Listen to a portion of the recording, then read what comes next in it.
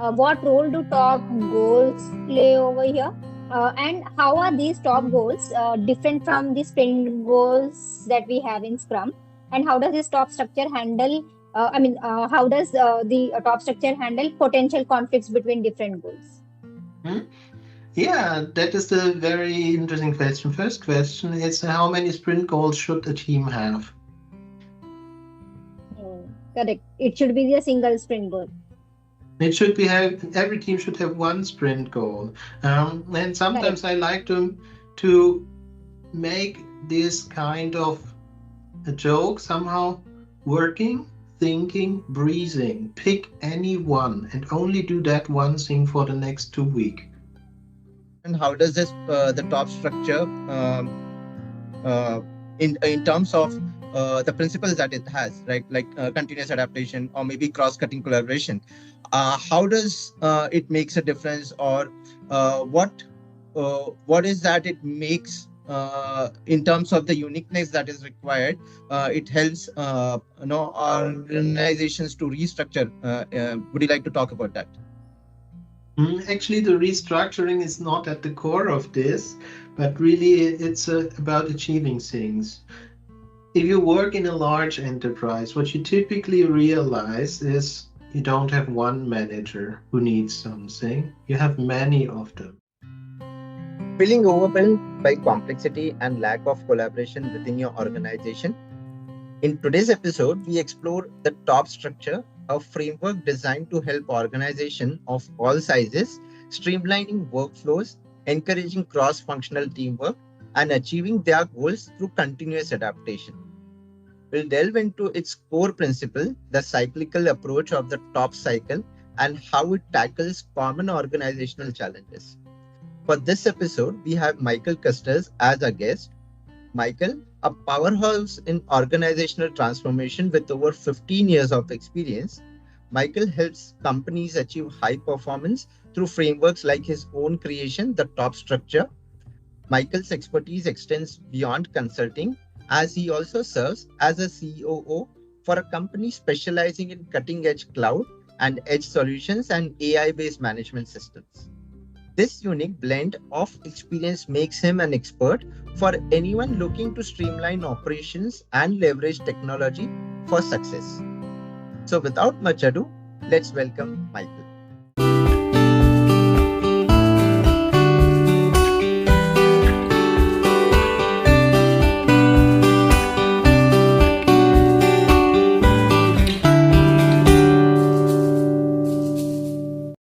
Hello, Michael. Welcome to the podcast by Agile Coaching Roundtable. It's a great pleasure having you on our show. Welcome to the show. Thank you very much. Pleasure to be here. All right, so today we want to have a conversation with you on the top structure, that is your creation. And we want to understand in details, or maybe give insights to our audiences on what this top structure is all about. And I did follow your posts and your maybe a website on the top for the top guide and what top structure is. So we thought we would have a conversation with you on that topic. So to begin with, what inspired the creation of top structure in the first place, and what key organizational challenges does it address? Actually, this is a fascinating question, and there's more than one angle to tackle it. Let me just tell you a story that I was interacting with a very experienced program manager from a large corporation. And he said that what you realize is typically when you start a large program, a few hundred people, you set going, you work, everything is going fairly okay, but over the months, over the years, things start to become very complex. People are getting bogged down with all of the kind of crafts. I mean, you've seen the kind of meeting calendars in large corporations where you have, Correct. oh, here I have 15 minutes to work, as long as nobody finds this slot. Other than that, I'm stuck in meetings. So what you see is that in especially in larger organizations, the organizational system becomes fairly ineffective over time. And so he mentioned that a good rule of thumb is that after 3 or 4 years, every program should have a full reorganization. Now, you've been in reorgs before, probably, and the first thing that happens in reorgs is you're trying to mostly jumble up the org chart to make it more effective, but theory and practice, afterwards it's a bit more effective, but the same cycle repeats and everything becomes very ineffective fairly soon. And sometimes I'm just uh, jesting that reorgs are mostly spinning the personal roulette. So now I'm no longer reporting to this manager, but to that manager. But other than that, nothing really has changed. And the idea that many companies have is you do a reorg and you're fixing a problem. But no, you're keeping everything the way it was, except that you're trying to make it a bit more efficient by putting people together that should be together. But that is only a part of the reason why we are facing the problems that we have, and some other reasons that we have. I mean, Conway's law says that usually the technological choices and the way that our systems are designed technically is the consequences of our team structures. And the example that Conway gave is that you have a front-end team, you have a back-end team, and an API team. You will usually get a software where those three things are separate and then they need to be integrated. But if you have end-to-end teams, then you would not be having separate silos that need to communicate and that try to make their own work more efficient by integrating technically in an efficient way. So Conway was giving the example of compilers, actually, that you have multiple teams working on compilers. You get a 4 or 5 pass compiler depending on how many teams you have.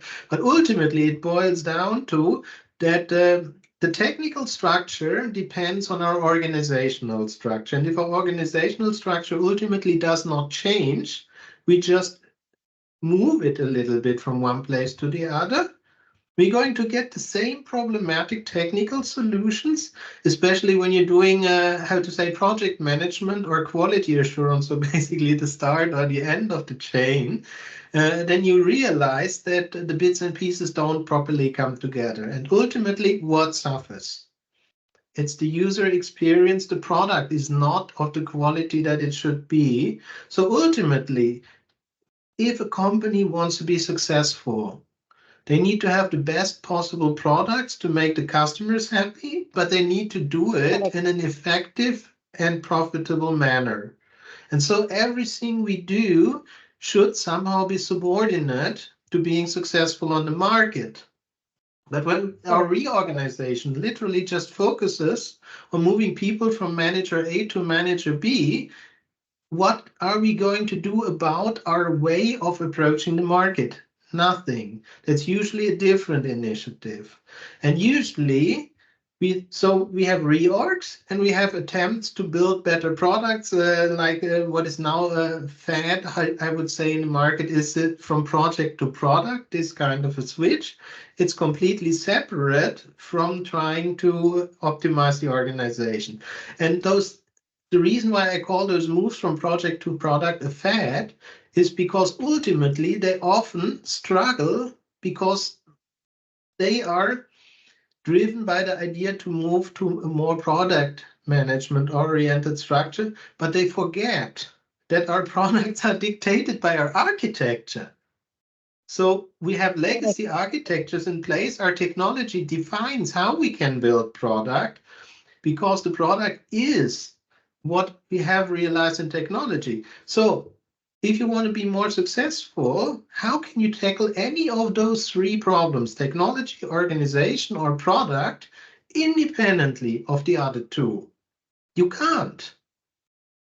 And so what you Correct. need is a holistic approach that tackles technology, organization, product, and that's where the term comes from, top structure.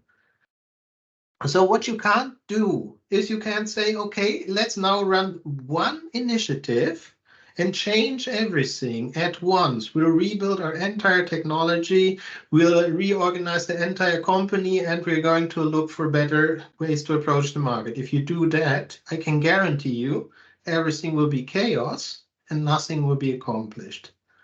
So how do you tackle it Absolutely. instead? You need to do it incrementally. You need to get better at what you're doing and how you're doing it. And the way to do it is by collaborating amongst the people who are responsible for the different things. And that is ultimately, in a nutshell, how top structure changes the game of organizational change. Okay. Thanks, Michael, for giving that well elaborated details about what the top structure is all about. And since you also did mention, or you were discussing about how organizations need, or what is the approach. Basically, when we try to restructure anything, it should not be a more of a a big bang kind of approach. Rather, it should be an incremental, expecting everyone to uh, end up having more collaboration.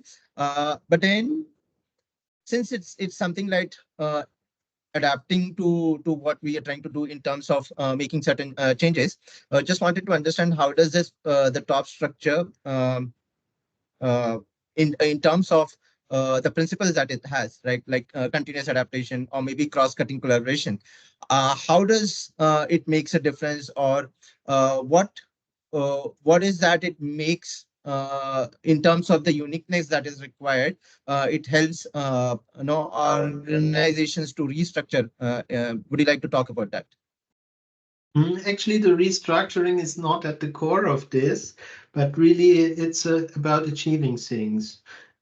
If you work in a large enterprise, what you typically realize is you don't have one manager who needs something. You have many of them.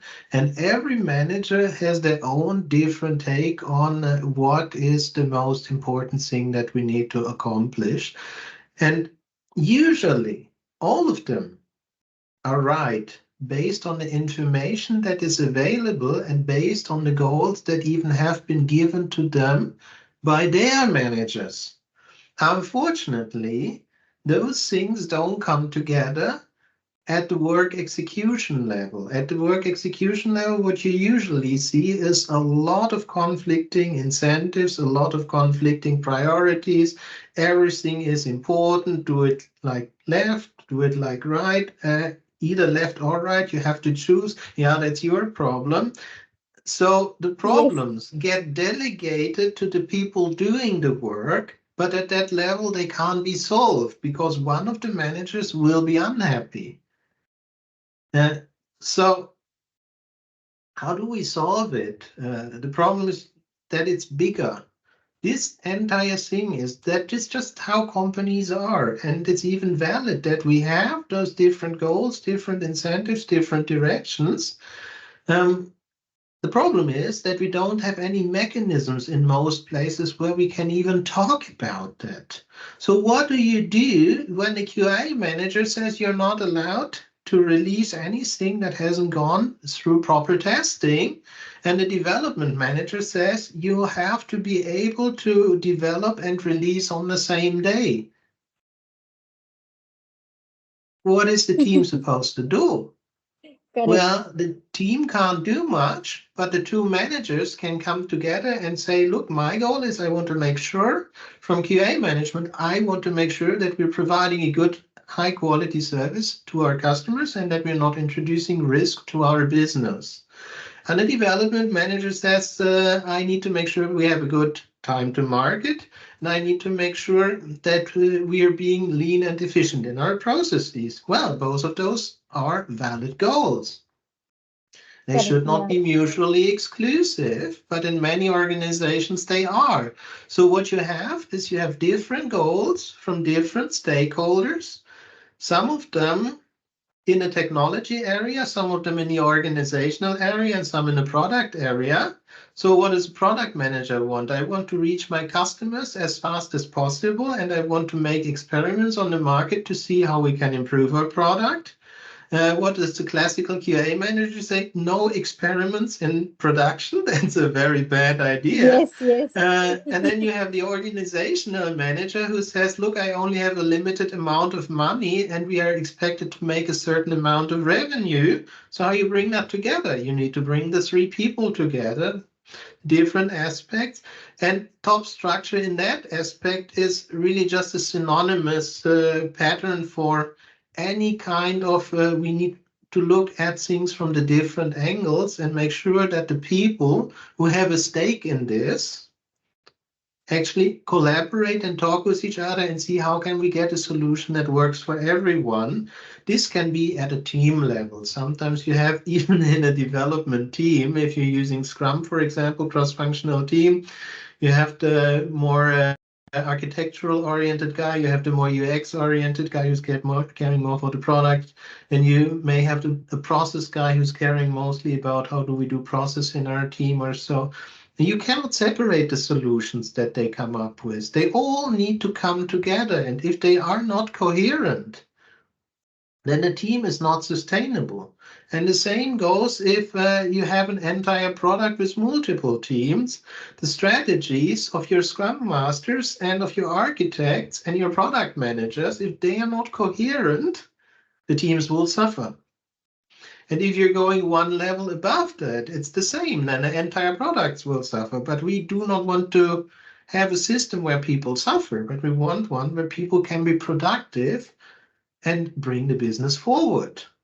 And so what we need is a systematic way and patterns that people can easily apply to say that, okay, are we going in the same old directions that we're just creating meetings overhead, and regardless of what we do, it becomes slower, more expensive, and more risky?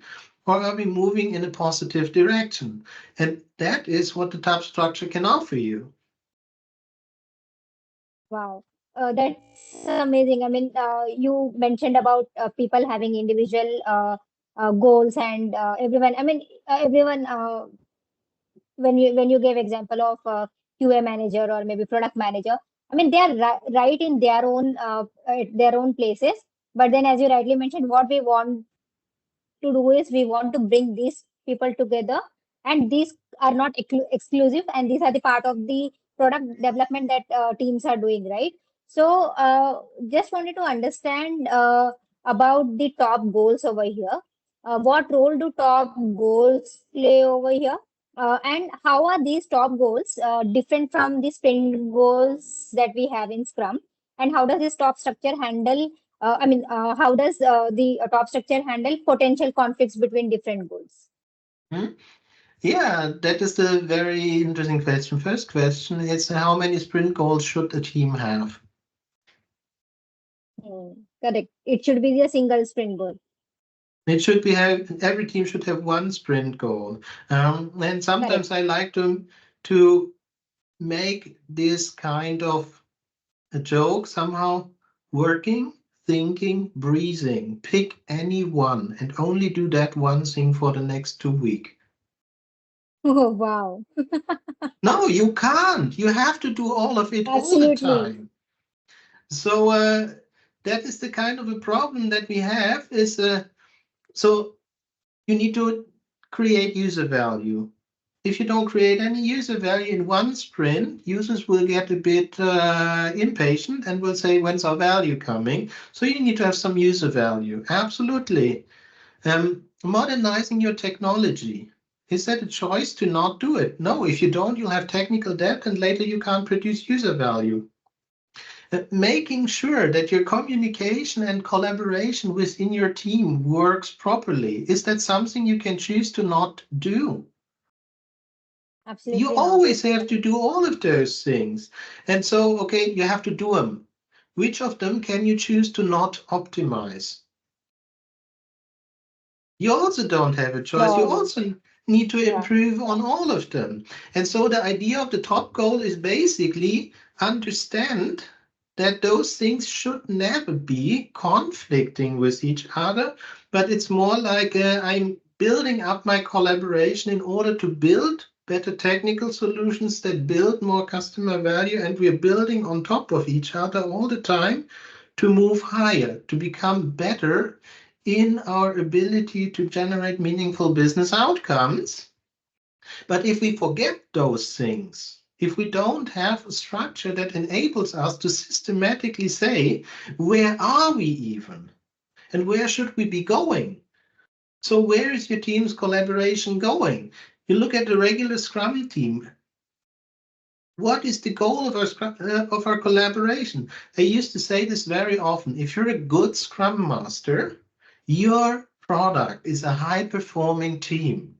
So as a Scrum Master, I should be having a product backlog that focuses on improvements to the team rather than on improvements to the product. My technical experts, probably my development lead or my team's architect or whoever, they should be having a plan. What is the goal of our product? Are we moving to integrate with the microservice architecture? Are we moving to cloud? Are we moving to on-prem? Are we moving to this or that kind of thing? Those things you don't do in a sprint. Those things you do in a long term, and you're taking a lot of steps to move in that area.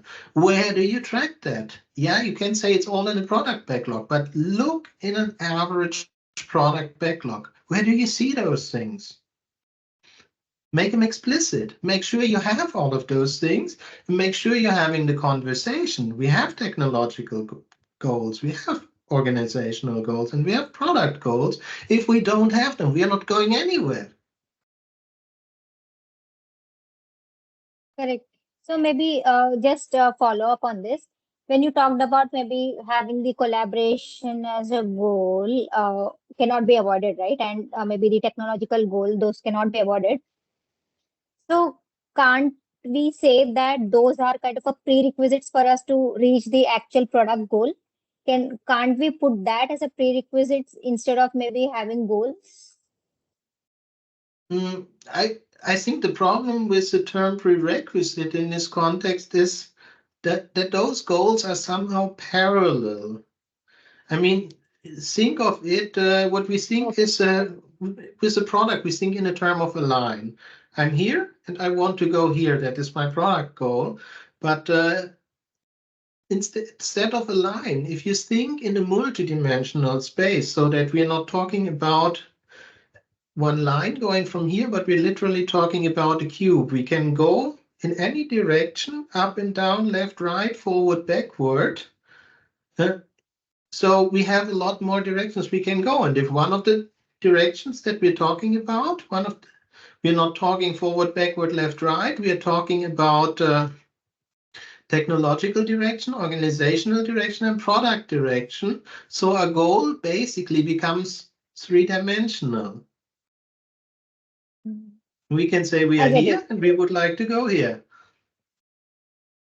Yes, and also maybe what I can understand by this is, so when we say that these things are explicit, right, and even in Scrum, these don't come, as you rightly mentioned, these don't come as a goal, but all that we have in the form of goal is a product goal, right? So when we say that as Scrum Masters, we ensure that that collaboration is there, right? But then what if we the team decides we don't need a Scrum Master, right? And in that case, that is something that becomes like a prerequisite. But then do we really treat that as a prerequisite? We strive to get that thing, that collaboration in teams, right? So when we say that we put it as explicitly as a goal, then we know that, okay, this is something we need to achieve. We cannot negotiate on that, right? So that can also be thought in that aspect as well. Am I right in interpreting this? Yes, exactly. So you need to first name it. There's this proverb, if you can name it, you can tame it. Many teams cannot even name why they are not achieving the performance that they should be able to achieve. And you say that, okay, for example, we may even have collaboration, but we have no learning going on in our team. So we're just doing the work, but we're not really learning how to get better and why things work and why things don't work. So those things you can make explicit, and then you can start to optimize them. And one of the things that I would really like to mention in this context, because at the moment we're talking about Scrum, it doesn't matter what kind of thing? You have a team, and if you have a team lead, you have a scrum master, you have a manager or whatever, it's completely irrelevant. The problems are the same. So it works for any kind of approach that you're using, even though Scrum has the elements implicitly. You have the product owner, you have the Scrum Master, and you have the developers. And in the broadest sense, it doesn't need to be a software development, but it's still the technical part of the work.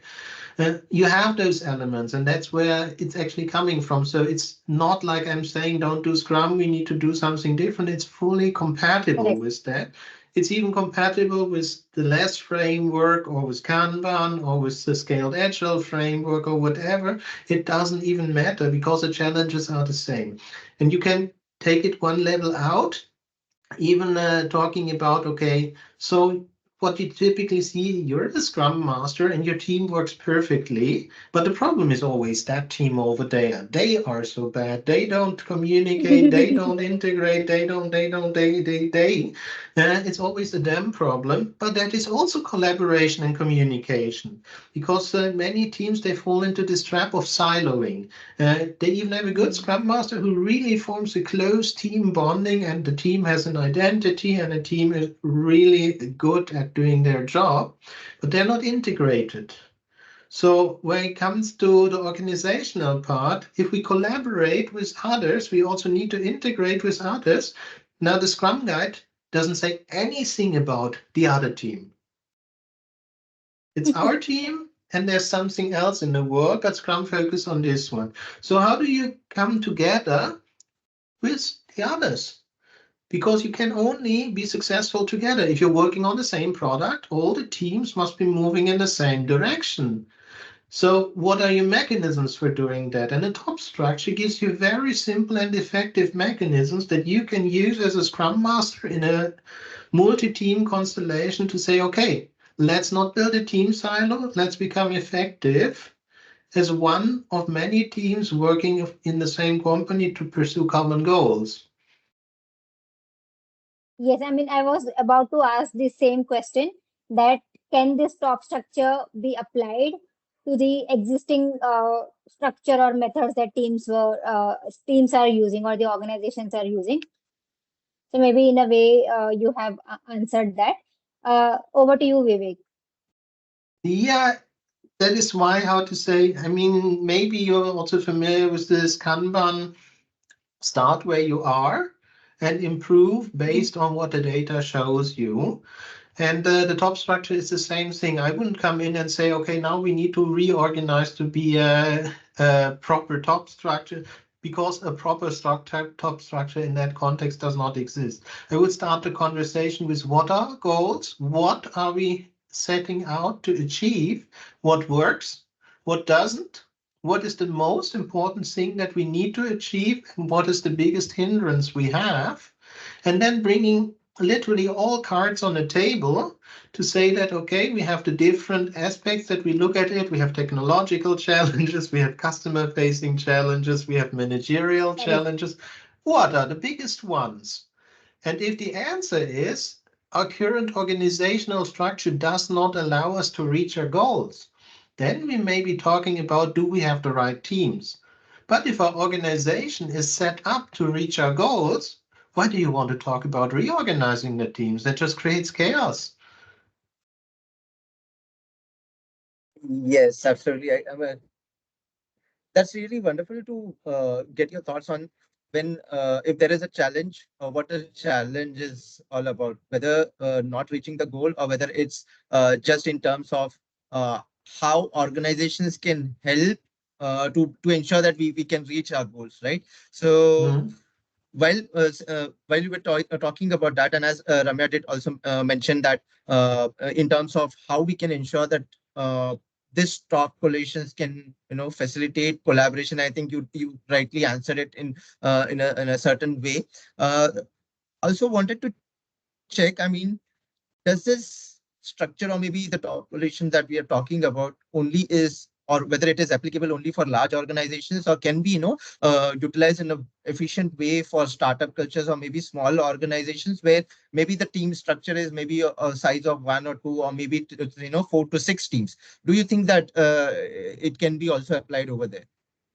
Yeah, even more important when you have the small companies that really like a startup. When you see corporations, they have a lot of money to burn. I don't want to say it despicably, but for a corporation, if you lose 1 million here or there, it doesn't matter so much. They can survive it. But if you're a startup, you don't have much space to breathe. You need to make sure that every dollar counts.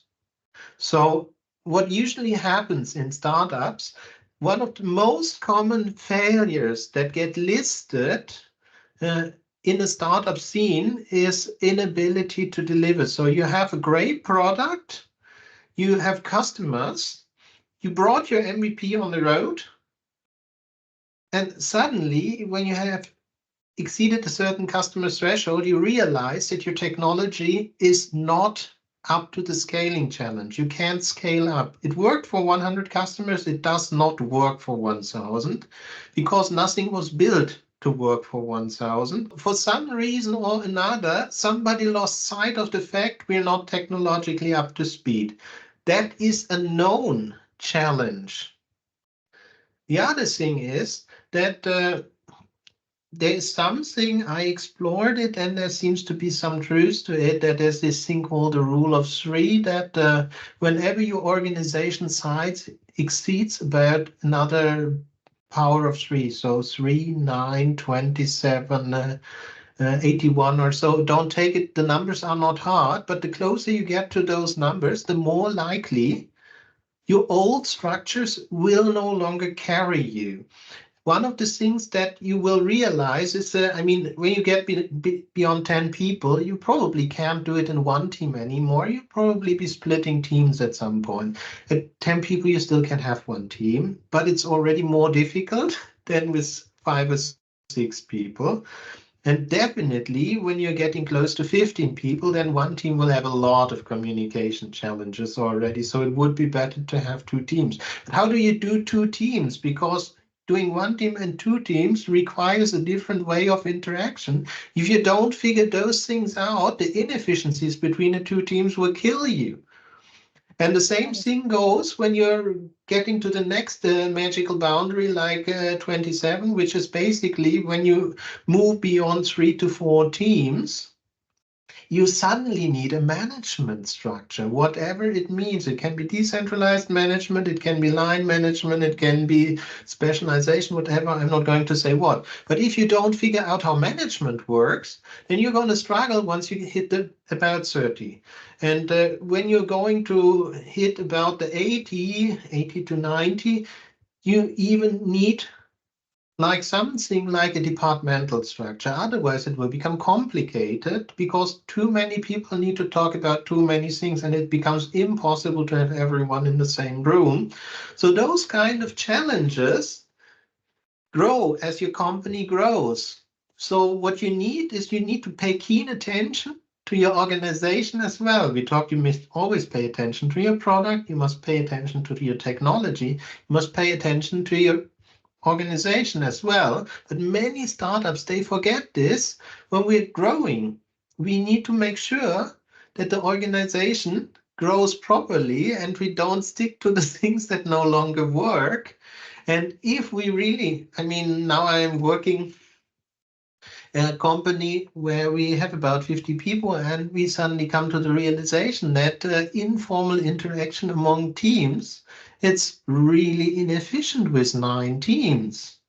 We would need a way to make sure that people are more on a need to know principle, that they get the information they need rather than being bombarded with stuff that may not even matter for them. So those kind of challenges, they just come up as your organization grows. And so you can put up a principle that you say, we always want to be ready for our next move, so we need to have an organizational goal. And if you're just a startup of 3 people or so, yeah, is your goal to grow into a full team? Is your goal that you will be going into, we're collaborating with partners and we're only going to focus on our core business model?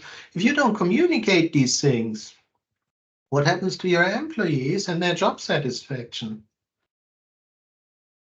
So you need to keep those things in mind. That's why the top structure is for any organization at any time, making sure that your organization doesn't become slow and cumbersome, but that it's always ready for your next step. Wow, that's amazing. I mean, it's so good to know that it not only caters to the large organization, but it also caters to the startups and also to the different team sizes, as you rightly mentioned. So that again eliminates the uh, recommendation of Scrum, which says that these many team members in a single team, or maybe as you rightly mentioned, it does not talk about their team or the other team. It only talks about our team. So it's good to know that this top structure helps to eliminate those problems. So what I want to maybe understand or talk about a bit more is on the top cycle. So can you explain what is this top cycle all about and what are its stages and how does this cyclic approach drive progress? So I think it's the easiest if I use a very simple example. Again, I'll go into a bit more of a corporate context to make sure that it is a bit more meaningful. So, for example, you would have, let's just use a safe example. Not everybody likes safe. I'm fully aware of that, but that's where it typically is very easy to explain. In a safe, you have the system engineer or system architect, you have the release train engineer and the product manager. So the first thing is when you're going to start a new PI, in the PI planning, first thing the teams here, okay, those are the product goals, that's the architectural definition, and now go to plan. But we may also have some organizational changes coming up, and then the release train engineer says, okay, we're onboarding a new team, we're moving to the new office space or whatever, something like that. So all of them have some goals. You have the technology goal, the organizational goal, and the product goals represented by the three people that are basically running the Agile release train. And you also have a time frame in which you want to achieve those, and that would be the planning interval, 1 PI, which is a couple sprints. So we know what we would like to achieve by when. So we're perfectly set up. So we have the three goals, and we need to make sure, because we only have the teams, and they only have their capacity once. They can distribute their capacity in however way they see fit to achieve those goals. They say, oh, we would like to work on integrating the new team for like everybody's going to spend a day, or we'll give them a few hours, each one of us, for the next 3 sprints, and we assume that each sprint we will be delivering 10% less business features, something like that. That is up to the team. It doesn't matter. The teams are the experts. They know what works for them. At least they should. Otherwise, that's what we have coaches for. Uh, and so they will figure out a way to do this when they know what the goals are and which direction they are going. So we have that in place. Okay, so we have the goals. We already should have, before we're communicating with the teams, a kind of an understanding of which of those things work together. Where are the conflicts? Where are they potentially mutually exclusive? One of the discussions that I always appreciated a lot when I was working in a safe context is when the system architect, release train engineer, and product manager, they looked at the pie chart, really literally a pie chart, and then they said, okay, product gets 60%, architecture gets 30%, organization gets 10%, because it's 100%. That's ultimately what it boils down to, and it gives the teams a clear orientation of what we expect from them. So the energy of the teams is distributed, and then it comes to the teams making the plans. Okay, what are we going to do? Is it possible to reach those goals? If the teams say, yeah, we're confident we can reach it, just go. But what you see is a plan is a plan. It's just an assumption that reality will work like that. It usually doesn't.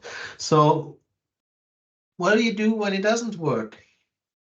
Replan? No, it may be too complicated, but you need to get into communication. You need to talk about what works, what doesn't work. Are we still following our goals, or have we lost direction? Are the goals potentially not desirable anymore? You need to talk about what do you communicate about, what is important and what is not. Otherwise, you get into reporting frenzy. So you just have to figure out who needs what information at what point in time. And that is a bit of that is spontaneous learning. A bit of that can be set ahead of time that, okay, we're going to have the system demos every 2 weeks, and we're going to look at the product progress, and we're going to look at the architectural challenges. So no reporting anything, because that's how often we meet and people say they are okay. But what do we talk about in the system demos? Should we be talking about features that are not meeting the definition of done? Should we be talking about technical debt? Should we be talking about challenges in the team? Whatever. I can't say the answer is yes or no. I can say the answer is what the teams agreed to. And when they Correct. agree to it, then they know what to talk about. And to even make that one explicit, we must understand what is important and what is not, is already a step that many organizations miss. Then you need to reflect based on what worked for you, what didn't work, where do we need to make adjustments, do we change the plan, do we change expectations, will we have a rework, will we pursue a different goal, whatever. Those are all choices that you can make. And from that one, you collect learnings. And those learnings, and that is the last step of the top cycle, and that is what many organizations get wrong, is that they don't share those learnings with others. Where do you have the Wow. institutionalized means to say that, okay, for our agile release train, we learned this works, that doesn't work. And 3 months later, you have another agile release train doing the same thing, trying the same things that don't work, because you have no mechanisms of saying, okay, we share the learnings and spread across to Correct. make sure that we are sharing our benefits. So that is the spread across step. And this can go both for the positive learnings and the failure learnings to make sure that we create an organizational system of knowledge and not just local optimization. And then, of course, this can lead to new goals, continuing to pursue the same goals. It can also inspire others who are in related areas of the organization to say, okay, from the share across, we picked up something. That's cool. Let's also try it. And then that one could become a goal in another area. So it's always about we're doing something, we're learning from it, we are helping others learn, and we're picking new goals, or it's a kind of pivot or persevere with our goals, which is essentially a lean startup cycle. Just this one is so generic, it works for the organization, for the technology and the product. Either way, top structure. Oh, yes, yes, absolutely, Michael. I mean, this so wonderful to understand that how this top cycle helps in terms of if we maybe just to re-summarize or just to put it, what I could take away is like have certain goals and then maybe take certain actions, maybe then trying to communicate with everyone what we're trying to achieve, and even if it is when you gave that example related to the safe setup, right, maybe passing on that information to everyone and then quickly looking at whether it works for us or whether if it is work, then sharing that information with others to just go ahead and try to replicate it, and then if it is not, then readjusting our plans or readjusting what we are trying to do, and then in a certain way using that patterns in a certain way that okay, this works or not, and then moving on from there on, right? So this so just wonderful to understand how this top cycle is.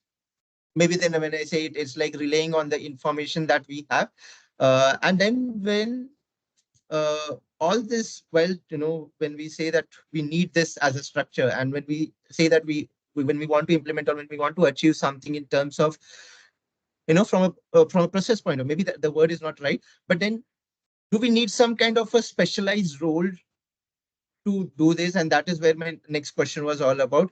Do you see that we need to have a dedicated rules around this to implement or to have it in terms of the setup? Actually, that is theory and practice. I would say in theory, you will have the people in the company already who can make this happen, but it does help to be very clear on what the roles are and what the functions are.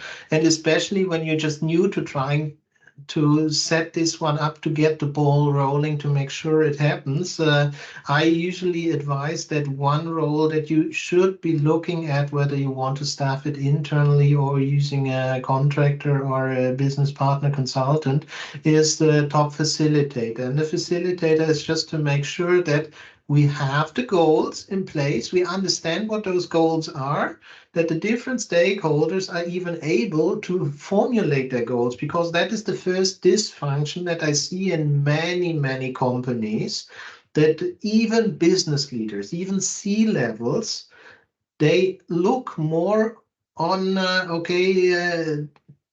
tactical bits and pieces. This is what we need today. This is what we need tomorrow. And they can't really articulate in a coherent way, this is where we're going. And that Correct. is what people should become clear on. And that is the first part where I, as a manager, I, as a team lead, as a product owner, may need some coaching. And even I, as a Scrum Master, may be helping my product owner formulate a good product goal, formulate good user stories, but I may not be able to formulate my own goal. So who's helping me? And so I might need a facilitator to help me get into this process of, okay, those are the goals. And then the next thing is bringing people together in a constructive atmosphere to say that, okay, those three goals are competing for 100% of the time that our teams have. How do we distribute it in the best way? And that one is a conversation that I have rarely seen happening in many companies. And so, but it's really easy. It's literally a pie chart. You can draw the lines wherever you want. But how do we do it? That's a lot of conversation that has to happen, because ultimately, whether it's 10 or 15%, the question is, what do I get for the 10% that are given to me? And if I only get Absolutely. 5%, what is the cost of that? Those kind of conversations, they do help to be facilitated by someone who knows which questions need to be asked. And as I mentioned, signals. What are the things that we need to be talking about? And what is noise? Especially in larger companies, you have a lot of noise. How many meetings are you going in every day where you later ask, was this necessary? Probably most of them. Correct. So we shouldn't be having more of them. Maybe we should have less of them, but with a higher quality of information. Again, that's a great place for a facilitator to say, look, 80% of your meetings are noise. You could have the same outcome, and people would have a lot more time to actually do work. And again, as a Scrum Master, if you're doing Scrum, you're very familiar with retrospective. So the question of how does it work? Yes. Uh, should we be improving what works, what doesn't work so well? You may be familiar with that, but the share across event, what can others learn from this? What are experiments that we would encourage others to do? Many Scrum Masters have never done this. And so they again benefit by having someone to say that, okay, the retrospective is your team's protected place. Perfect. You have some outcomes from that. And how do we make this one shareable knowledge for the others around you? And how do we turn it into an outcome that benefits the others around you? That the same Scrum Masters in other teams, they can pick up your learnings, what works for the organization, that the other teams, developers understand which development practices may not so be good, which frameworks to avoid technically, that the product owners realize, okay, if we formulate requirements in this or that way, it's not going to give us good outcome. But if we have this kind of communication with the developers, we're getting better outcomes. That one is actually not hard to facilitate if you've done it a few times. So that's the facilitator's role, and experience helps a lot. And the other special role that, I mentioned that usually an architect or a lead developer would be the technical person, the scrum masters or the line managers would be the organizational persons, and the product owners, product managers tend to be, product. But what I usually like to say is that usually the problems are one level up. As long as they are on our level, we can find a solution, we can make it work. What if we get an unsolvable problem from higher up in your organization handed down to us? That's why I say that there should always be a management sponsor available for a top structure who is able to resolve the conflicts that are out of the scope of the current level. And I've been jumping a bit between what we are. We have the individual, that's just me. We have my team. We have my product, which could be multiple teams. We have my portfolio, in which my product is just one of many. And we have the entire business, the entire strategic company that is doing things. For example, I can't solve a portfolio problem in the product. I can't solve a Correct. team problem in the product either. So I need to be addressing the right level. So I need to know which manager one level above is able to take this with and to bring it to a solution. So literally, you should not need more than 5 people in the room for figuring out what the goals are and how to make them happen. The facilitator, the technology, the organizational, the product person, and the manager from one level higher. Oh, wow, that's amazing. I mean, uh, obviously, these are the roles that we any which ways will have in our organization or in our projects, right? So we cannot say that.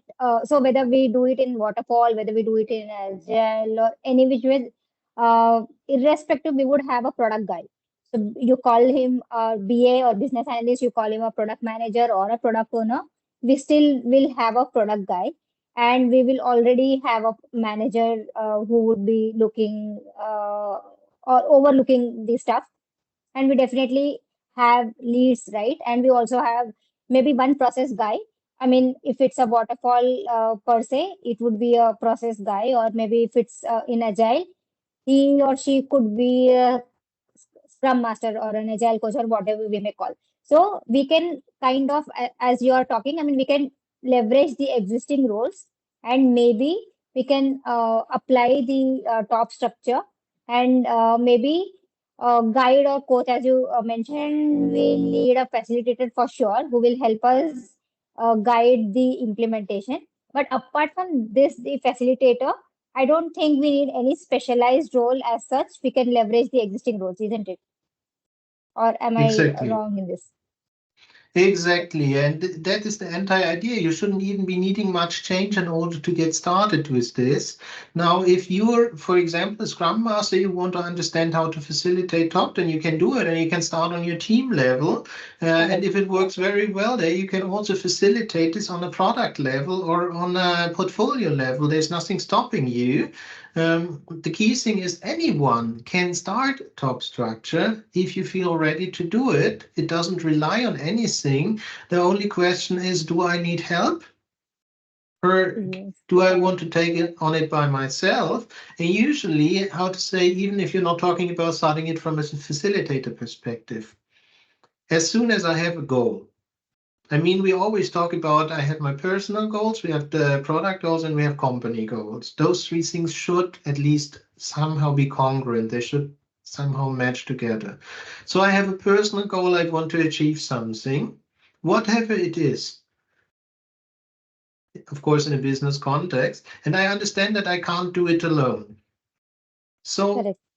how do I do it? I need people with me. Who will do it with me? And so that is the coalition. Those are people who can help me make this happen, who would benefit from achieving something that also benefits me. And so you can start as soon as you have a goal, and then find people around you and say, let's make this happen. Absolutely. Maybe the last two questions for today's conversation. So one is the how are the what are the most common misunderstandings about the top structure, and how can organizations avoid them? Well, I think probably the easiest misunderstanding that everybody seems to have is the top structure is not a structure in the sense of this is your new org chart that tells you how you must place people. Because in the end, The structure is how do I structure improving my company? It's a structured approach for improving your company. And sometimes people ask me, is the top structure a framework? I sometimes laugh and say it's a framework of frameworks. Within the top structure, you will find a whole bunch of frameworks. But ultimately, this one is not you have to do all of it. It's literally mix and match, take the elements that work for you, even though when you integrate them, as I've explained in the top cycle, there's nothing in there that you don't need. Correct. Absolutely.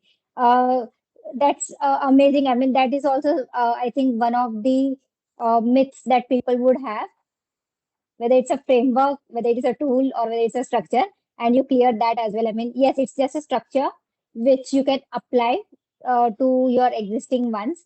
And as you rightly mentioned, and you also explained in the sense when we talked about can we apply to the existing thing, there it covers the point of maybe you can have multiple frameworks into it. And what we need to start is to have top goals and then align or have different goals congruent to each other and work together. Yes, I mean, that part is absolutely clear. So maybe the last question for today is, what are the key steps an organization can take to begin implementing the top structure? So, for an example, if someone wants to start implementing this top structure in their organization, what are the key steps that they should start with? Like I say, you can use it at any place and any level with different amounts of impact. First question is, which kind of impact do you want to have? So if you want to use it as a team level, then what you need is at least one team goal. So it always starts with having a goal that you would like to achieve. And how to say also, the thing is that you need to be able to bring people together. So you must create a space for people to come together to make sure that you're not looking at the goal from one perspective. And again, I can't emphasize enough, you always have multiple things that you need to do in parallel in order to stay Correct. successful.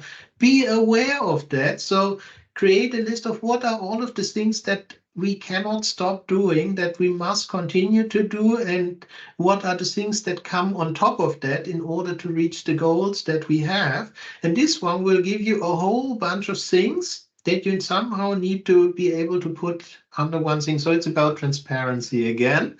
And then figuring out how to communicate effectively and how to say inspecting and adapting and sharing learnings. Even the sharing learnings, if you have a really small company, if it's just the three of us, we do not need to Mhm. think about the share across because it's not relevant for us. But if we have a bigger team, then we should definitely be thinking about how do we share our learning, how do we get scale benefits from what we are doing here. Wow, amazing. That's a wonderful way to start, and it's a bare minimum things that are required, I think, to get started implementing the top structure. So thank you so much, Michael, for coming over and doing this podcast with us. It was literally an insightful conversation. This is something altogether different that we have heard of or we have done so far. I mean, we have been talking about so many topics under Agile and so many things, and especially in this year. So our theme has been is to bring in different concepts, different structures together, so that will help us achieve our goals, or maybe help our customers deliver value. I mean, deliver value to the customers, and that is the reason why we are trying to not fit in one particular framework. And your top structure, I think, is one such structure which is not like a regular thing or anything that we have heard of. I think this is a very unique thing to explore on, and we really enjoyed doing this. And I would highly recommend our audiences to explore this top structure and apply it. I mean, one of the fundamental things that I could relate is about having multiple goals, because when we say we are working in a project, right? I mean, not necessarily a product, but in a project within the organization, we do understand that there are different goals that we want to cater. And this is where is the dilemma that people feel that how do we also do this and also do this, right? So I think your top structure gives answers to such questions. So it was an amazing conversation, Michael. Thank you so much for doing this. You're welcome. And if anyone wants to learn more, then just visit the top website. And of course, I'm more than happy if someone says we would like to start this in our organization. Reach out and let me know. Definitely. And also, please share whatever links that you want us to share so that we can put it in the description box so that people can have a look and maybe start Mm. exploring on top structure. Yes, so just go to the website top.intelligence.com, intelligence with a Y, because there's always a Y behind it. Wow. And just explore. I'll have some resources on the page that teach you what are the problems that we're even addressing for organizations. The guide is there that shows you how you can get started in your company. Then you have the principles that are forming this top structure. You have a vast pattern library that helps you spot, okay, maybe those are things that are the reasons why it doesn't work the way it's supposed to work. A lot of resources for you to get started, and of course, there's also an option to sign up for some cohort learning. Thank you again, Michael. This was really amazing conversation with you to understand the top structure. And as Ramya did mention, this is maybe as you were also mentioning that this cannot be something saying that is whether it's a framework or a structure or a process. Maybe it's not even saying that there's no blueprint for a top structure. Maybe as we see the goals and the patterns are discovered, and then maybe based on the collations that everyone come together, coming expecting everyone to come together, and based on the collation trying to optimize the state of the organization is what this top structure is all about. And as Ramya also did mention, maybe everyone might have a different goal, but expecting everyone to come around to have that top level goal is what the expectation is about. And thank you for having this wonderful conversation with us, and really enjoyed understanding this concept from you. So thank you again for joining us today. Yes, thanks for having me. It was a pleasure to talk. Thank you so much for watching this episode patiently till the end. We hope you enjoyed the episode. We'll meet you again in the next episode. Till then, if you like our podcast show, then do like, share, subscribe, and let us know your feedback in the comment section. You can also listen to the episodes on Spotify, Apple Podcasts, Google Podcasts, Amazon Music, and Audible. Thank you.